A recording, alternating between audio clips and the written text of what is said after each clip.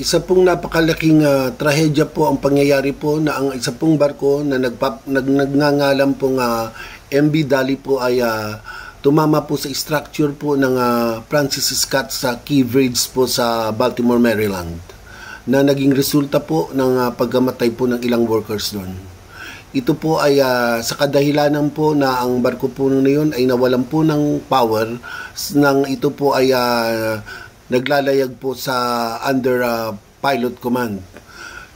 Sa pagkawala po ng power ay hindi na po napigil po ng piloto at ito po ay tumama po sa structure ng tulay na naging kadahilanan po na bumagsak po ang buong tulay. Kaya ito po ay isang bagay po na napaka-importante po na ang makina po ng barko ay at the best, lalong-lalo na po ito po ay kung ito po ay under pilot command. Hindi po natin malaman kung ano pong kadahilanan kung bakit po hindi po nagkaroon po ng control ang barko na naging dahilan po ng pagkatama po ito na sa structure. So ngayon naman po ay may mga iba pong balita po katulad po ng nagkakaroon po ngayon po ng fuel dilemma po sa buong mundo. Dahil hindi po malaman po kung ano po ang alternative fuel po na gagamitin po aside from the present fuel that they are using now para po sa clean air environment.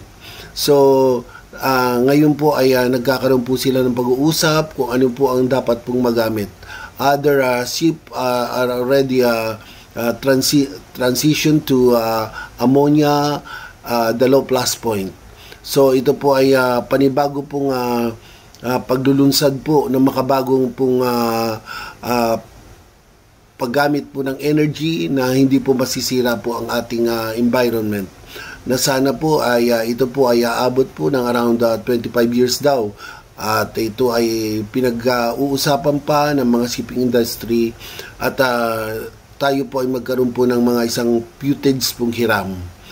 Sana po ay magkaroon po tayo ng pag-intindi, tayo pong mga marinong Pilipino na nasa barko na po ngayon ay dapat pong magsimula na pong magkaroon ng kaunting kaalaman. Hindi man po lahat ay makuha at tayo po ay magkaroon po ng idea that the new transition now from a fuel to a low plus point is really in the offing. Okay po, maraming salamat po sa inyo lahat. International Maritime Organization or IMO is under increasing pressure to implement a charge on the